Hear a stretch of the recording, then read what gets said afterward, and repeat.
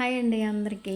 కాకరకాయ ఇప్పుడు చూస్తుంటేనే నోట్లోంచి నీళ్ళు ఊరిపోతున్నాయి కదా. మీ అందరికీ పల్లీల పొడి వేసుకొని కాయ ఎలా వేపుకోవాలో చూపిస్తారండి నా స్టైల్లో. ముందుగా నేను కాకరకాయలు మొత్తం అంతా తొక్క తీసి పెట్టుకున్నాను అనమాట. పైన కొంచెము అవి ఉంటాయి కదా, కోపులుగా అదంతా పైన గీకి ఉప్పేసి మధ్యలో కొంచెం ఘాట్లాగా పెట్టుకొని ఉప్పేసి పిసికి పక్కన పెట్టుకున్నాను అనమాట. ఇప్పుడు పొయ్యి మీద బాండీ పెట్టి, కాకరకాయ కూరకి ఏంటంటే కొంచెం నూనె ఎక్కువ పడుతుంది అనమాట. అది మాత్రం కొంచెం నూనె అయితే ఇంక నూనెలోనే ఆగాలి, ఉడకాలి, అన్నీ జరగాలన్నమాట. కాబట్టి కొంచెం నూనె ఎక్కువ ఉంటుంది. నూనె తినని వాళ్ళైతే కొంచెం చూసుకోండి. ఇది మాత్రం పల్లీల పొడి, ఎండుమిరపకాయలు, జీలకర్ర, ధనియాలు, ఇంకా పల్లీలు నూనెలో వేపి నేను దంచిపెట్టానమాట రోట్లో. నేను మిక్సీకి ఏది వేయను, ఎక్కువ శాతం రోట్లోనే దంచుకుంటా. నూనె కాగిన తర్వాత ఒక్కొక్కటిగా పిండుకొని వేసుకోవాలి. కానీ నేను ముందే పిండి పెడుతున్నాను అనమాట, రెడీగా మనకి వేసుకోవడానికి ఈజీగా ఉండేటట్టుగా.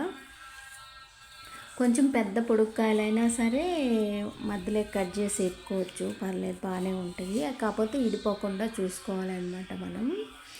ఒకవేళ నూనె ఎక్కువ తినని వారు ఎవరైనా ఉంటే ఆవిరిలో పెట్టి కాకరకాయలు ఉడికించి కచ్చపచ్చగా, ఆ తర్వాత ఈ పల్లీల పొడి దాంట్లో పెట్టి కొంచెం నూనె వేసుకొని సిమ్లో పెట్టి వేపుకుంటే బాగుంటుంది అనమాట. అట్లా కూడా ఈ నూనె అయితే కాగిపోయింది, నూనెలో వేసేద్దాం ఒక్కటొక్కటిగా. ఇగో మొత్తం అన్నీ వేసేసిన. ఈ వేగిన దాకా వేపుకోవాలి. సిమ్లో పెడితే ఏంటంటే నూనె దానికి పట్టేస్తుంది అనమాట. కొంచెం హైలో పెట్టుకొని వేపుకోండి. బాగా అటు ఇటు తిప్పుతూ ఉంటానన్నమాట. అది చిన్న ఎలక పిల్లలాగా ఉందని చూపిస్తున్నా మీకు.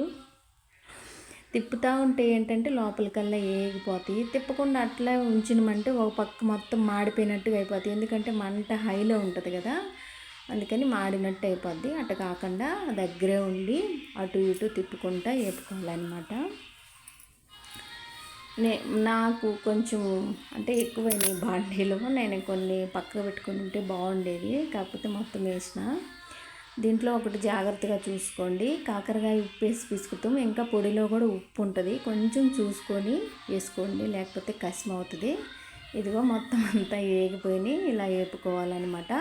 అది మాడిపోలేదు, గోల్డ్ కలర్ అంటారు కదా, అలా ఉంది. కాకపోతే వీడియోలో అట్లా కనపడుతుంది. ఇదిగో సెంటర్లో మనం ఘాటు పెట్టుకున్నాం కదా, ఈ పొడి అంతా దాని నిండా నింపేయాలన్నమాట. కాయకి నింపేసి గట్టిగా ఇట్లా ఒత్తుకుంటే ఇంక ఇడిపోదు. ఎందుకంటే కాయ ముందే వేపి పెట్టుకున్నాం కాబట్టి మనం ఎక్కువ కలబెట్టాం కదా, కాబట్టి ఇడిపోదు. దీంట్లో ఒకటి చూసుకోండి, గింజలు ఇష్టం లేని వాళ్ళైతే గింజలు తీసేసుకొని వేపుకోవచ్చు. లేదు మాకు గింజలు కూడా ఇష్టమే అనిపిస్తే మాత్రం గింజలతో పాటే వేపుకోవచ్చు. అలా చేసుకోవచ్చు, ఇలా చేసుకోవచ్చు అనమాట. గింజలు ఇష్టం లేని వాళ్ళైతే గింజలు తీసేస్తేనే మంచిది. అది చూడటానికి ఏమో కొంచెం క్రిస్పీగా, లోపలేమో మెత్తగా అట్లా ఉంటుంది అనమాట. కానీ పప్పులో నంచుకోవటానికైతే ఒక 2 లెవెల్లో ఉంటుంది. నేనైతే ఉడుకుడుకు అన్నంలో వేసుకొని తిన్నా మొత్తం అన్నీ. వీళ్ళెవరు తినలేదు, ఎప్పుడు చూడలేదంట అట్టా ఆపటము, ఎవరు తినలేదు అనమాట. నేను ఒక్కదాన్నే తిన్నా కేజీ కాకరకాయలు. పర్లేదు, ఒక వారం దాకా ఉంటాయి. ఫ్రిడ్జ్లో పెడితే ఇంకా ఎక్కువ ఉంటాయి, బయట పెట్టినా కూడా ఒక వారం దాకా ఉంటాయి. నాకు అక్కడ తినాలనిపిస్తూ ఉంది, అట్లా చేశానమాట.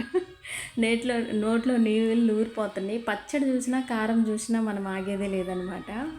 అట్లా ఇంకన్నీ నింపుకున్న తర్వాత కొంచెం గట్టిగా ఒత్తుకుంటే పర్లేదు, అతుక్కుంటే ఇడిపోదు. దారం ఏం చుట్టాల్సినంత అవసరం లేదు.